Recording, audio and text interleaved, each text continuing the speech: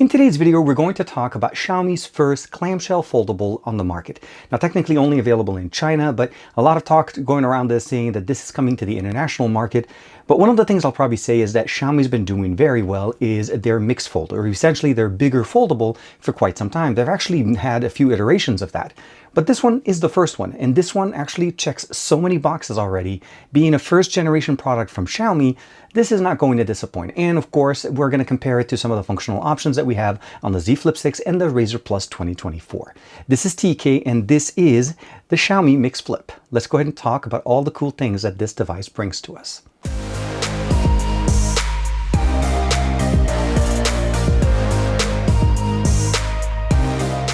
Like and subscribe, and make sure you hit that bell icon so that you're always notified to whenever we have new videos on the channel. In front of us is the package itself. This is actually a larger box, so you know the charger is inside of the box.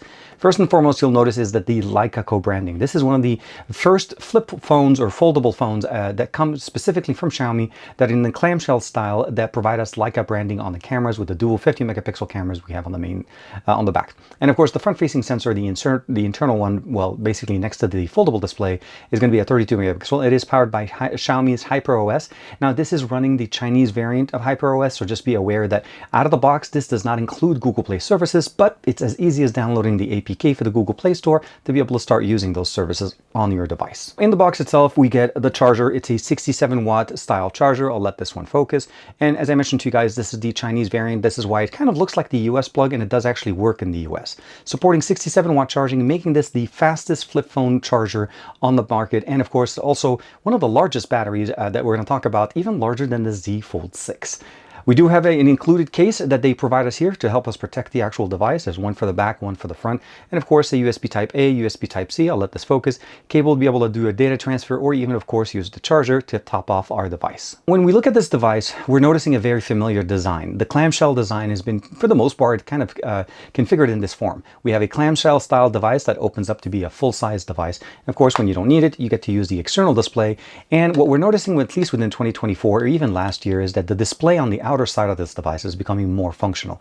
This technically is housing the biggest display on the flip phones that we have on the market right now. This one's actually 4.01 inches, which makes it ever so slightly bigger than what we have on the Razr Plus 2024 edition.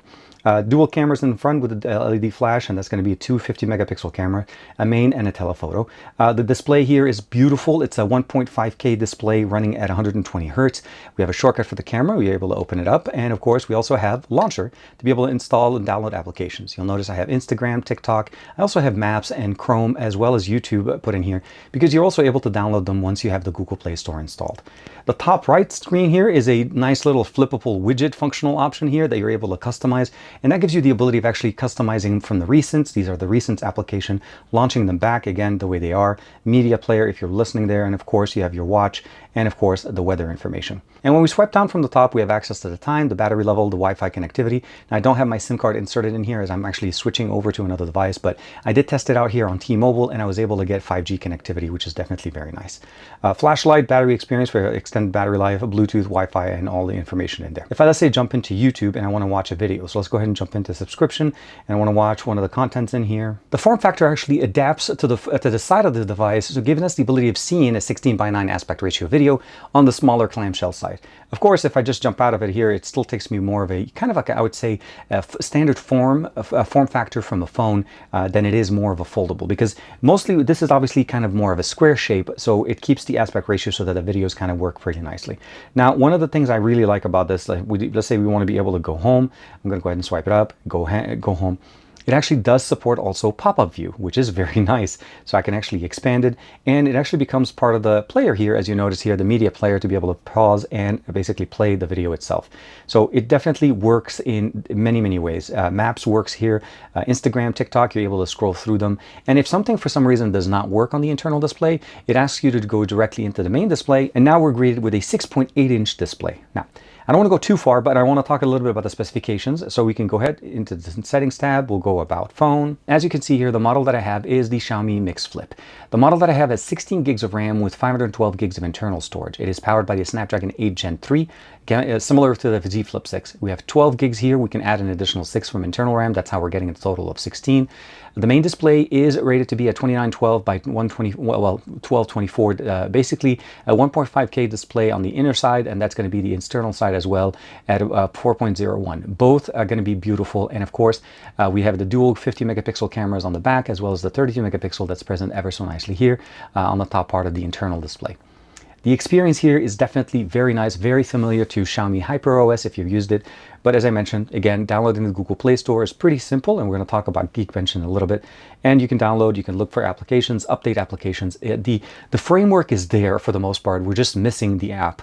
Otherwise, it actually works very nicely. So now we want to talk about the comparison to the major competitors that are in the market. I'm not saying these are the only competitors. There are obviously other devices, but in the premium segment that these three devices are sitting in, the Z Flip 6, the Razer Plus 2024, and of course what we get here with the Xiaomi Mix Flip, they're pretty much closely resembling each other.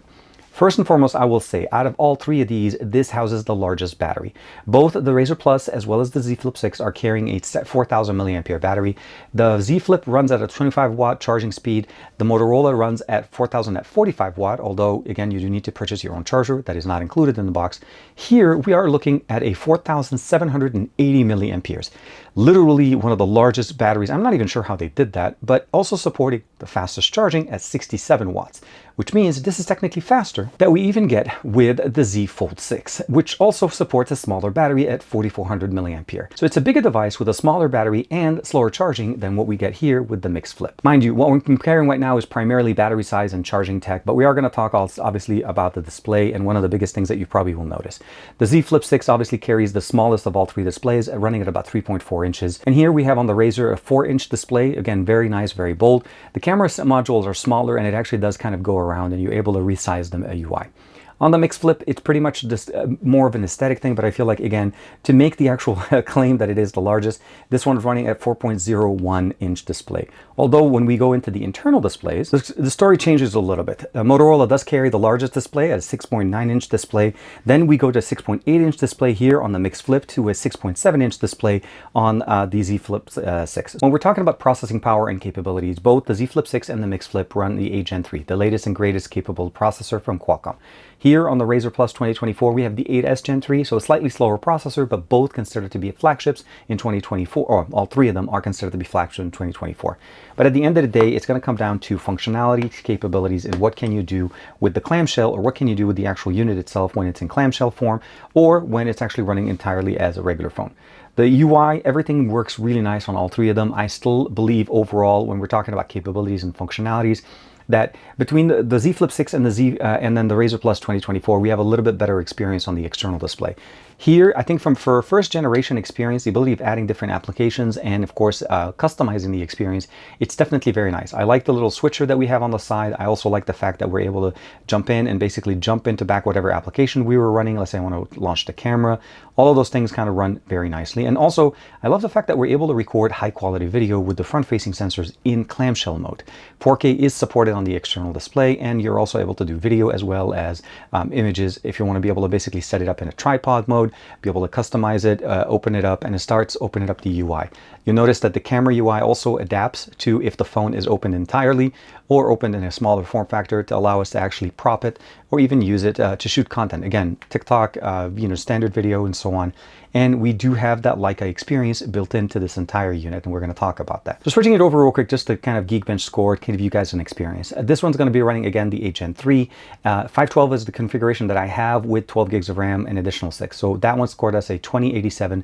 And this was just in the default mode. I wasn't trying to turn on game mode or any performance mode. So this is, again, performing at the level that you've expected.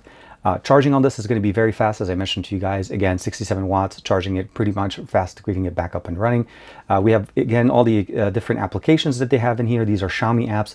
Now, if this actually does become available internationally, I'm not sure if this is how it's going to be, meaning the configuration may change. Some of the functions are not there. As you can see here, it selects the character itself, and I can actually save, and I can of course copy it and maybe insert it into another image. Or if I want to go into the edit section, I can edit all the different options, crop, filter. We also have the creative options, adding watermark, of course, erase, as well as the AI image, bokeh, sky, obviously a sticker, and of course a frame if you want to be able to put that there. And we also have the beauty sections in there. All of these things are very, very nice. A lot of functional options. We also have the expansion, frame expansion. Let's say you take an image and you want to expand the frame around it. There are some functional options there. You do need to download those to be able to get the full benefit. When it comes down to the cameras and what we're getting here, again, dual 50 megapixels in the back, no ultra wide. It's a telephoto lens with a primary lens. We have video, we have obviously movie mode. Let's go ahead and click OK. We have pro mode. And of course, we also have the ability of jumping into 8K recording. So we'll see here 8K at 24 frames per second. And if we turn on HDR, 1080p and 4K at 30 frames per second is going to be the maximum resolution. Photo configuration, pretty straightforward. You can customize it. There is an AI feature to turn that on if you'd like to use that. You're also able to jump between the Leica Authentic and the Leica Vibrant mode, as well as a few additional filters that were added in here that you're also able to use to customize the experience in your images. Portrait photography as well, with all of the cameras that we have, primarily shooting straight into the 50mm. Document mode, as well as additional ones you're able to download, stickers, and of course long exposure and so on. A lot of different experiences in here, and we're going to talk about that as well. We're going to start off with the front-facing sensor. This is the internal sensor that we have on the Mix Flip. Obviously 4K 60 frames per second is going to be the maximum resolution, which is really nice, and it actually mirrors what we get from the main sensors on the back. What I like about this form factor is the fact that we can actually use the external display, the external cameras as the main recording cameras by just closing the device and using the external display. By doing so, obviously we're using the best cameras that we have in here. One thing to mention though, that if we are using the external display to shoot with the cameras, we are capped at 4K 30 frames per second. And that's primarily because of the heat generated, because the device is actually running two displays and of course the camera. So overall, that's typically one of the main limitations that we get here. But 4K 60 is capable on the main sensors when we're not using the front-facing display. The last configuration is obviously using the device like a regular smartphone. And what I mean by this is internal display and main sensors on the back without using the external display. Keep in mind that you are able to set the device down using the 90-degree angle, or even angling the cameras on there, and be able to do a time shot or a burst shot to be able to include more people in the images, record video, 9:16 full frame, all of the things, or 16:9 aspect ratio. This is not going to be disappointing in any shape, way, or form. The biggest thing I'll probably say is the overall experience is limited only by your imagination. Now, in the middle of me recording this video, I wanted to actually jump in here and talk to you guys a little bit about the gaming experience and how it actually runs on the Mix Flip. I tested it out with the Call of Duty Mobile. That's one of my favorite games. I like to play this game on a lot of devices because it gives me a reference point of how is this device set up and can it handle gaming at the extreme version of what the game can provide us, which means 120 frames per second in multiplayer, and of course the ability of being able to record content while I'm doing so. So when I ran that test, the device did get a little bit warm on the top part, essentially where the displays are on the front and the back of the device. And that's primarily because that's the heat dissipation mechanism of this device. It needs to dissipate the heat. And typically in most devices, the display is the easiest area to kind of get the heat out. So we did get a little bit of a temperature in there, but nothing that was not basically, I would say, too uncomfortable for me to be able to keep playing. Is this device designed or made for gaming? No. Xiaomi is not advertising this as a gaming device. Can you play games and can you get an enjoyable experience? Absolutely. Why am I recording with you guys the video like this in this format? And that's purely because this device is one of those things that it provides us the flexibility of being able to do recording in this manner without needing a tripod or anything else. I just set it down on the table, configure it, get it in the right orientation, and we're ready to go. So overall, the main experience that I feel like this device is going to give is a very nice minimalistic experience when it comes down to minimizing it, closing it into a clamshell experience, putting it in your pocket, and then walking away.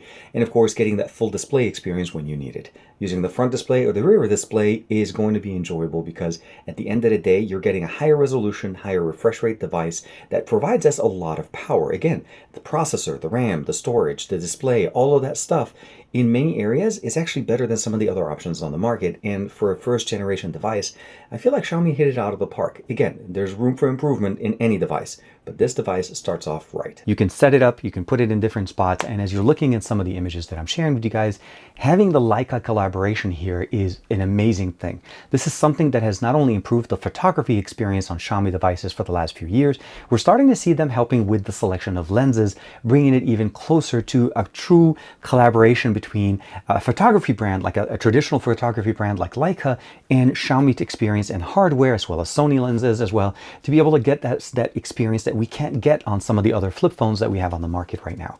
So although this fits the same experience, and in some areas I feel like it's better, I still don't understand how this tiny phone has a bigger battery than the Z Fold 6, which is a bigger device and also has a faster charging experience. So again, this is literally a great first generation device for us to get from Xiaomi in the international market, and I can't wait for this to launch internationally. I do want to say thank you very much to Xiaomi for allowing me to check out this device and share with you guys my experience after using it. Let me know in the comments below, what do you guys think of the Mix Flip? I know that there is a Mix Fold that is the bigger of the two. I hope that I'm able to get my hands on one of them in the near future, and I'll share with you guys my experiences. I think in the full